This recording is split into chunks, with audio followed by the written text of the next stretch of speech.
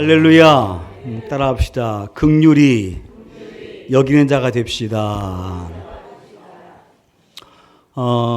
피에르 반 파센이라는 사람의 책이 있어요. The Days of Our Years. 그러니까 우리 시대의 나날들, 이러한 책인데요. 그 책에 이러한 일화가 나옵니다. 보그란 마을에 곱추가 된 우고이란 한 사람이 있는데 그의 어머니는 술주정뱅이에요. 그래서 곱추 장애를 얻은 이 우고리를 잘 살피지 않아요. 근데 그의 누나 소랑케가 동생 우고린을 잘 살펴줍니다. 그래서 동생을 위해서 수고를 참 많이 하는데 이 소랑케가 직장 생활하다가 모함을 입어서 사실은 물고 훔치지 않았는데 도둑으로 몰렸어요. 그리고 그것 때문에 감옥에 갔게 됩니다. 형을 살고 나왔습니다. 동생은 몸이 아프기 때문에 일할 수가 없어요. 엄마는 늘 술 먹고 취했기 때문에 동생 살피지 않아요. 그래서 이 소랑케가 동생을 살펴야 되는데 취업이 안 돼요. 동네에 소문이 나가지고 저 소랑케는 도둑놈이야, 도둑질하는 사람이야 라고 소문이 나가 취업이 안 돼요. 근데 설상가상으로 우고린이 몸에 병을 얻어가지고 눕게 되었습니다. 약을 살 길이 없는 거예요. 취업을 해야 돈을 벌 텐데 벌 길이 없어요. 할 수 없이 소랑케가 몸을 팔고 그 돈을 가지고 동생을 살펴주었습니다. 참 불행이지요. 그렇게 할 수 없으니까 했어요. 어느 날 우고린이 길을 가다가 동네 젊은이들을 만났습니다. 그때에 동네 젊은 사람들이 우고린을 감싸면서 때리기도 하고 조롱하면서 야야야, 네 누나가 말이야 한 프랑에 남들과 함께 놀고 있는 거 알아? 네 누나가 그래 하고 놀렸습니다. 너무나 수치스럽고 너무나 힘들고 너무나 안타까운데 거기를 지나가던 신부님께서 그걸 보시고 젊은이들 다 쫓아내고 우고린을 살펴주었습니다. 그리고 우고린을 집으로 보냈습니다. 우고린이 집에 와가지고 보니까 너무 처량해요. 자기의 몸도 그렇고 몸도 아프고 또 누나가 자기 때문에 고생하는 거 알고 살 길이 없어요. 그래서 그냥 죽어야 되겠다 이런 마음 먹고 강에 뛰어들었어요. 그 소식을 들은 소랑케가 견딜 수 없는 고통을 느껴요. 동생이 그렇게 한 것을 보고 너무나 가슴이 아파서 총으로 자기 머리를 쏴서 자살해 버립니다. 자그마한 동네에 큰 사건이 벌어졌어요. 남매가 죽었거든요. 그래서 그 지역의 신부님께서 평상시 우고를 잘 살펴주었던 그 신부님께서 그 두 남매의 장례를 치러요. 그러면서 한 말이 뭐냐면 여러분, 이 어린 남매는 자살한 것이 아닙니다. 자비가 없는 사회에서 살해당했습니다. 자비가 없는 사회에서 살해당한 것입니다. 그렇게 얘기를 해요. 자비가 없는 사회에서 살해당한 것입니다.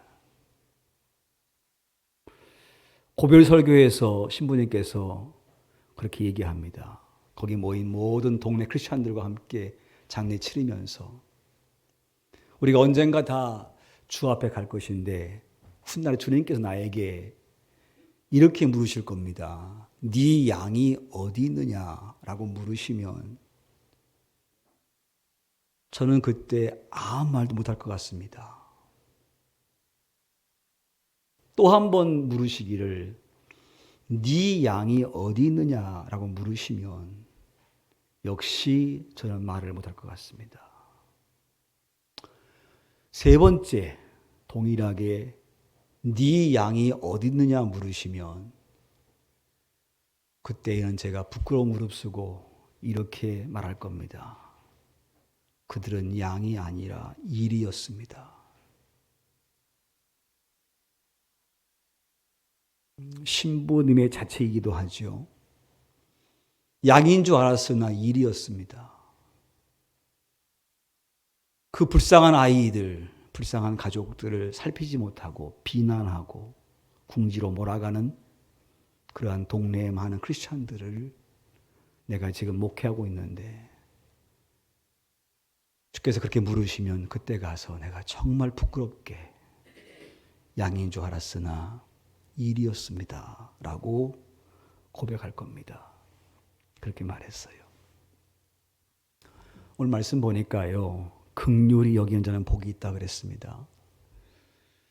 긍휼이란 말은 무슨 의미가 있냐면 구약의 단어를 얘기하면 헤세드입니다. 헤세드, 자비, 사랑이란 말이죠.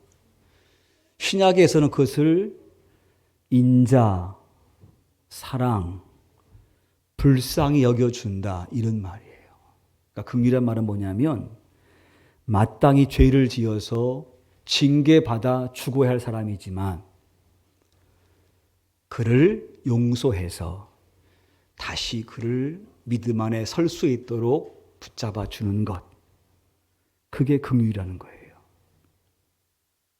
살아가면서 우리 마음속에요, 정죄하고 비판하고 싶은 마음 다 있어요. 설을 맞이해서 가족과 함께 만나면서 정말 아무런 미운 감정 없이 만나서 함께 이야기하고 함께 안부를 묻고 만남 자체가 너무너무 좋아서 행복했으면야 참 좋겠으나 혹여 우리 마음속에 긍휼의 마음이 없어서 비판하고 정죄할 수 있거든요. 탈무드에 이런 얘기가 나옵니다. 오늘 아버지가 아들한테 야 아들아 옆집 가서 낫을 좀 빌려오렴 그랬습니다. 예 아버지 갔다 오겠습니다. 갔어요. 아저씨 낫 있으세요? 우리 아버지께서 좀 빌려오래요. 그랬더니 그 옆집 아저씨가 하는 말이 낫 없는데 그랬어요. 있는 거 뻔히 아는데 아저씨가 하는 말이 낫 없어 그랬어요. 그래서 이 아들이 참 너무하네. 낫이 없는 집이 어디 있어? 다 알고 있는데 없다 그러네. 이런 서운한 마음 가지고 왔어요. 아버지 이웃집에 낫이 없대요. 그랬어요. 그래? 그러고 지나갔습니다. 며칠 후에 그 이웃집에서 자기 집에 낫을 빌려 왔어요. 여보게 낫이 있는가? 그랬더니 아버지가 들으시고 아들아 낫 있지? 빌려드려라 그랬어요. 아들이 입이 툭 나왔습니다. 그리고 낫을 가져와서 이웃집 아저씨에게 줬습니다. 갔어요. 아들이 말해요. 아버지 왜 빌려줘요? 저 아저씨는 안 빌려줬잖아요. 근데 왜 빌려줘요? 이렇게 아들이 퉁명스럽게 불만스럽게 아버지한테 반문했어요. 그때 아버지가 이런 말이에요. 아들아 저 이웃집 사람이 안 빌렸다고 해서 나도 안 빌려주는 것은 그건 복수다. 동일하게 하는 것은 복수다. 근데 말이야 그런 마음이 들어도 빌려주는 것은 증오다. 괘씸한 사람 자기는 안 빌려주면서 빌려왔네? 마음은 안 빌려주고 싶지만 에이 그래도 어떡하겠어 빌려줘야지 이렇게 해서 빌려주는 것은 증오다. 근데 말이야 지난 시간 일들 다 잊어버리고 이 사람이 낫이 필요하구나 그래서 빌려줘야 되겠네 이 마음은 긍휼이다. 어떠한 감정이 없이 필요하니까 빌려주는 것 그것이 바로 긍휼이다. 그렇게 말했어요. 쉽지 않아요. 그렇죠? 우리 과연 그럴 수 있어요? 우리 다 감정이 있습니다. 그렇죠? 얽히고 설키 문제가 있습니다. 그럼 그런 것을 우리가 가지고 있는데 어떠한 문제가 생겼을 때에 그 감정이 없이 아무리 없던 것처럼 할 수 있는 거 쉽지 않습니다. 그래서 사실은요, 긍휼이라고 하는 것은 내가 할 수 있는 게 아니에요. 따라서 긍휼은 내 안에 하나님의 은혜가 있어야 가능하다. 예수 믿는 나에게 은혜가 있어야만이 그 긍휼이 가능해요. 우리는 증오 같은 마음 할 수 있어요. 밉지만 어쩔 수 없어. 도와줘야지. 어떡하겠어? 이런 마음 가지고 할 수는 있어요. 내가 직분자니까, 내가 목사니까, 내가 권사니까 어쩔 수 없잖아? 똑같이 할 수 없으니 에이, 미워도 해야 되겠다 이런 마음 할 수 있어요. 근데 전혀 그런 마음이 없이 깨끗한 마음으로 필요하구나. 도와줘야겠네. 이렇게 하기는 우리가 불가능해요. 최소한 인간 이상은 불가능해요. 여러분 긍휼에 관한 말씀을 이렇게 보다 보게 되면 이 사건이 기억이 나요. 누가복음 10장 25절 이하의 말씀 보니까요. 한 사람이 예루살렘에서 여리고로 가다가 강도 만난 이야기 아시지요? 그래서 옷 다 벗겨지고 돈 다 뺏기고 매맞아가지고 죽은 것처럼 엎어져 있어요. 누가 도와주지 아니하면 살 수 없는 사람이에요. 참 다행스럽게 그때에 마침 제사장이 거길 지나가고 레위인이 지나가요. 야, 참 이 사람은 복 있는 사람이에요. 왜? 마땅히 제사장은 이 사람 도와주지 않겠습니까? 레위인은 이 사람 안 도와주겠습니까? 마땅히 도와주죠. 왜?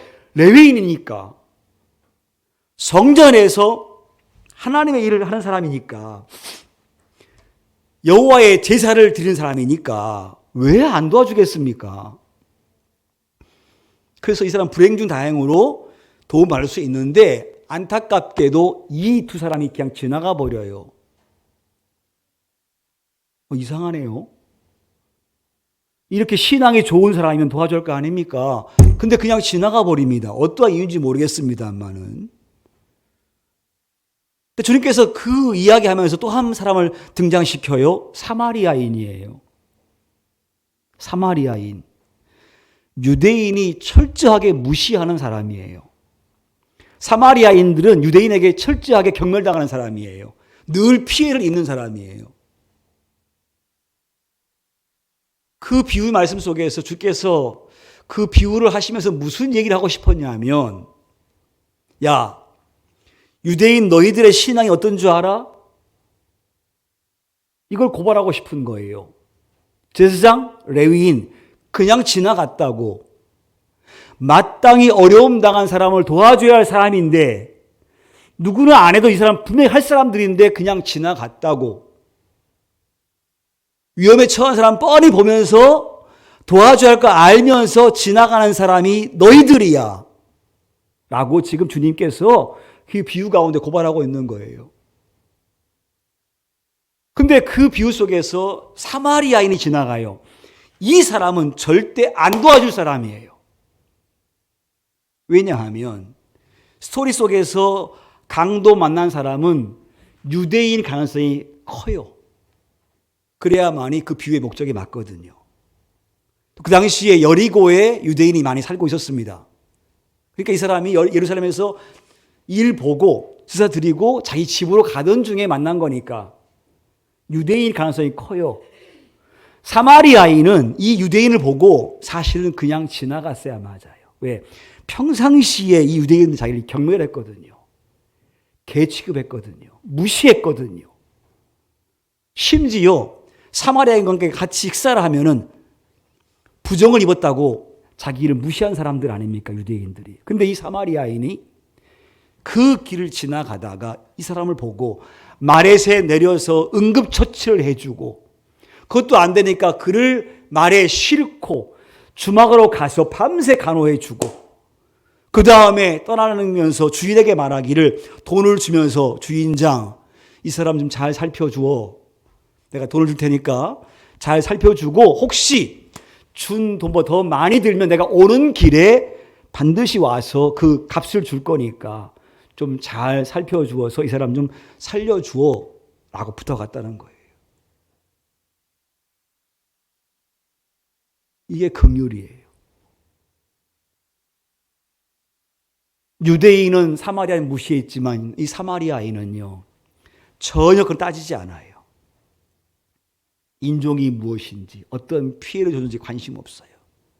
지금 필요한 것은 이 사람에게 생명을 보호해 주는 게 필요하기 때문에 이렇게 함을 통하여서 무슨 손해가 오는지 어떤 어려움이 오는지 몰라요. 관심 없어요. 중요한 것은 이 사람 도와주는 거예요. 근데 마땅히 도와줘야 할 레위인은 지나가 버렸어요. 여러분, 제가요 아침에 운행하다가 사고 난 현장에 도착을 했어요.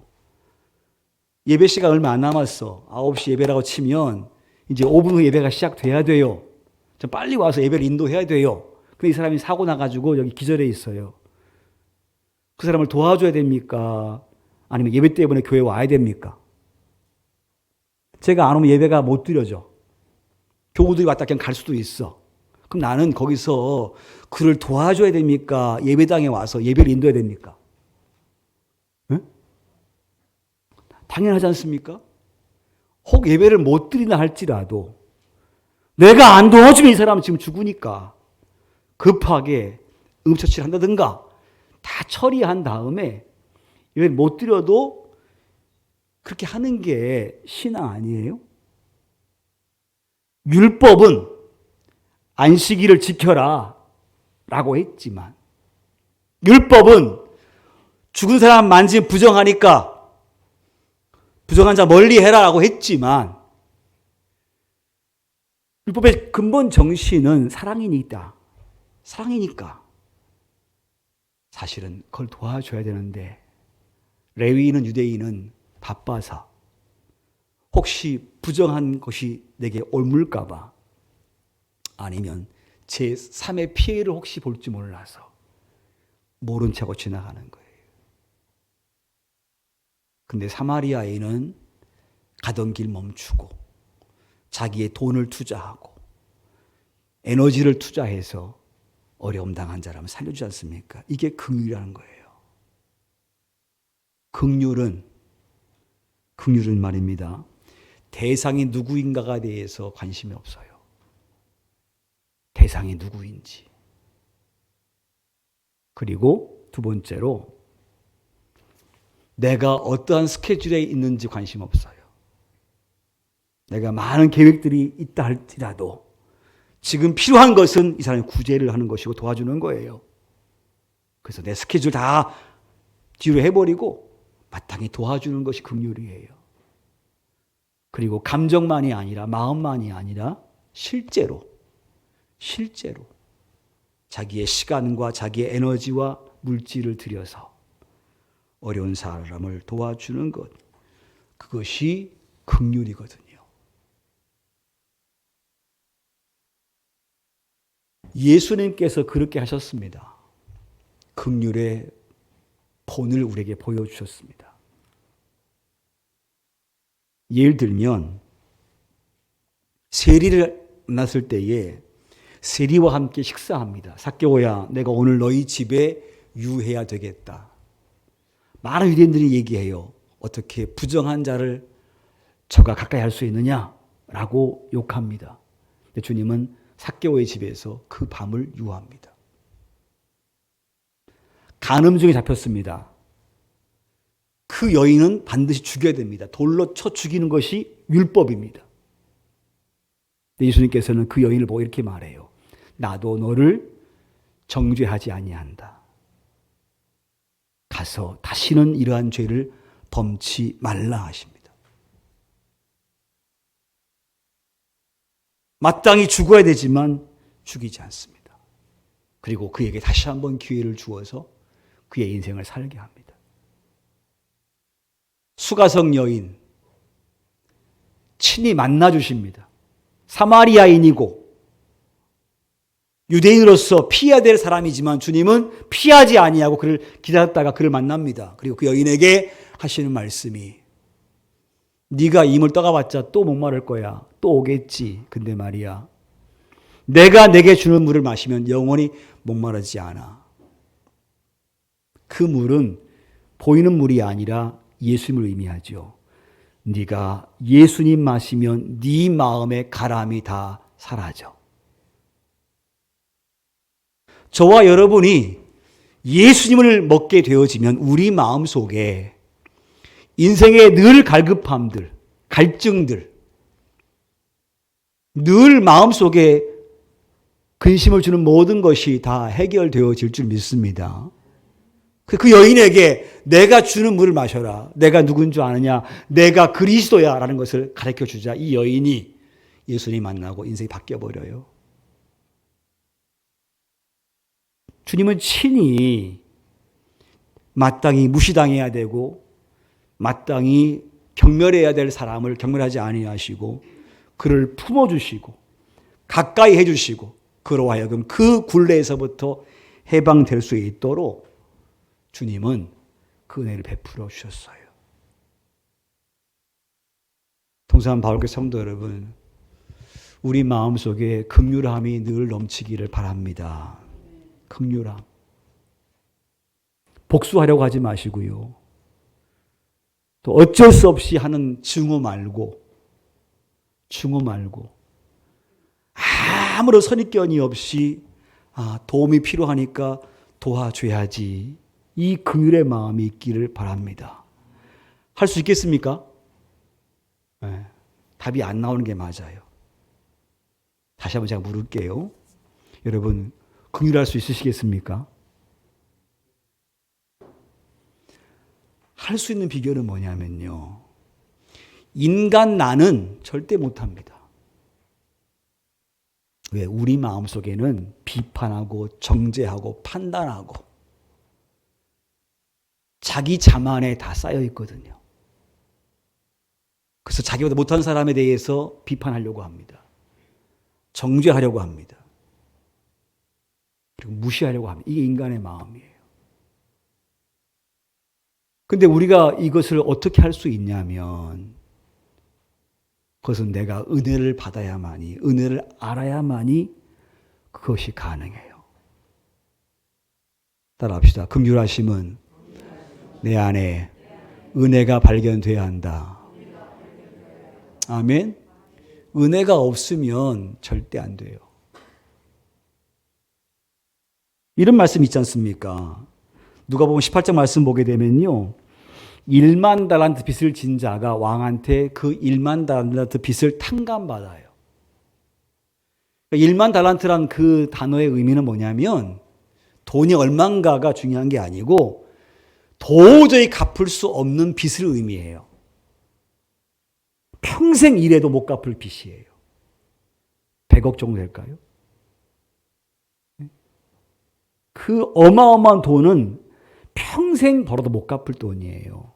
그런데 임금께서 불쌍히 여겨주셔서 그에게 말하기를 내가 그 빚 없는 것을 해줄게 그랬어요. 갚지 마. 내가 없는 것을 해줄게. 자, 저와 여러분 모두는요, 그 은혜를 받은 존재인 것을 믿으시기 바랍니다. 네. 우리가 아멘 했습니다만은, 사실은, 아멘 했습니다만은, 진짜 인격적으로, 정말 나는 그래. 나는 정말로 그 은혜를 입었어.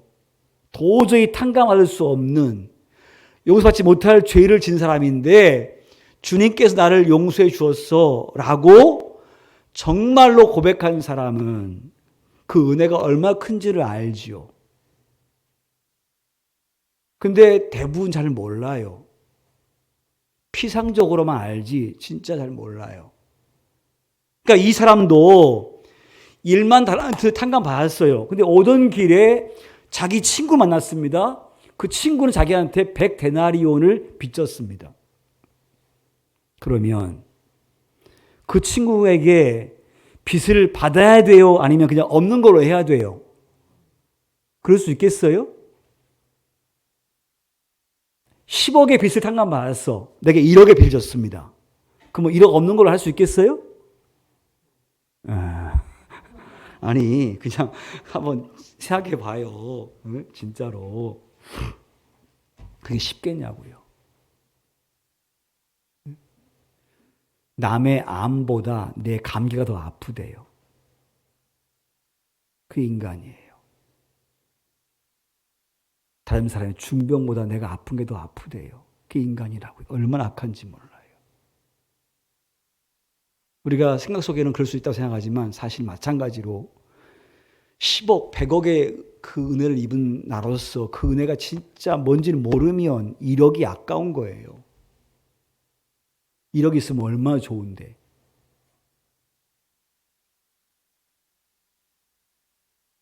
일억 있으면 얼마나 좋은데. 쉽지 않습니다, 여러분.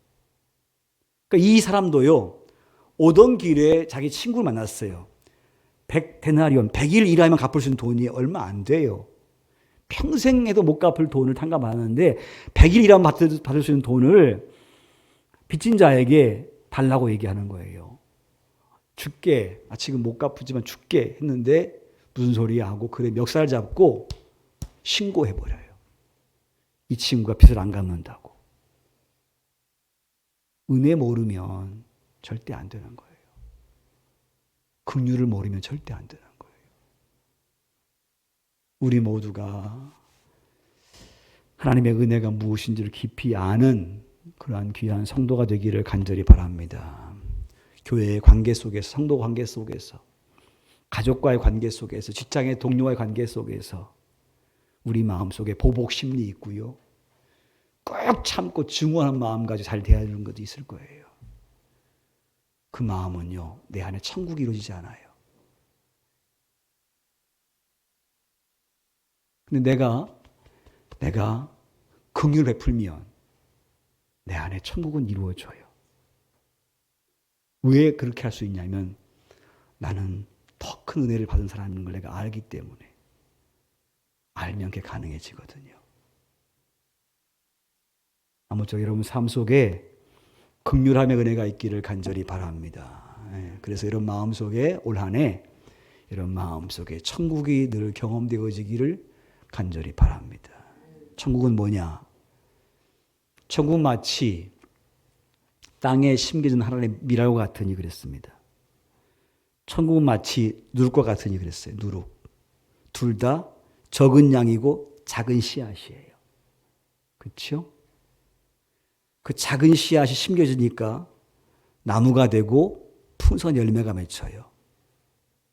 그 적은 누룩이 빵에 들어가니까 그것이 영향을 미추어서 빵을 전체 부풀게 만들어요. 내가 오늘 긍휼을 행하게 되어지면요, 내 마음속에 그 천국이 이루어지는 거예요. 그리고 우리 공동체 안에 긍휼의 마음을 갖게 되면 우리 공동체가 천국으로 변화될 줄 믿습니다. 긍휼히 여기는 복이 있나니 저희가 긍휼히 여김을 받을 것이며 그랬어요. 우리가 이 땅에서 다른 사람의 죄를 용서한 것처럼 하나님이여 우리의 죄를 용서해 주십시오라고 기도해요. 주기도문에. 내가 남을 용서해 주었으니 내 죄 또한 용서해 주세요라고 기도해요. 어마어마한 기도예요. 무서운 기도예요. 그걸 거꾸로 얘기하면 내가 남 용서 안 했으니까 내 죄도 용서하지 마십시오 이 말이에요. 살 수 있습니까? 살 수 없습니다. 우리가 어렵지만 관계 속에서 틀어지고 막히고 서로 분쟁하고 다툼의 관계가 있겠습니다만은 오늘 예수님께서 우리 안에 은혜를 주시면 우리 마음속에 긍휼한 마음을 주시는 거예요. 그래서 마땅히 그 죄에 대해서 응당한 벌을 줘야 되지만 다시 세워주는 긍휼. 그럴 때 우리 마음속에 이미 천국은 임한 줄 믿습니다. 산상수훈의 말씀은요, 천국을 가진 사람이 누릴 수 있는 축복이거든요. 마음이 가난한 것, 애통하는 것 아무나 못해요. 그건 내 안에 천국이 이루어져야만이 가능할 수 있는 일입니다. 그러면 내 안에 이미 천국이 이루어져 있거든요. 그래서 우리 공동체가 올 한 해 서로 관계 속에서 긍휼히 여겨주는 그런 은혜가 있기 바랍니다. 분명한 사실은 내가 할 수 없어요. 그건 하나님의 은혜가 가능하게 하오니 우리 모두가 은혜 충만해서 우리의 삶 속에 긍휼하심의 열매들이 맺어질 뿐만 아니라 우리 마음속에 천국이 이루어지는 은혜가 있기를 간절히 축복합니다. 찬송.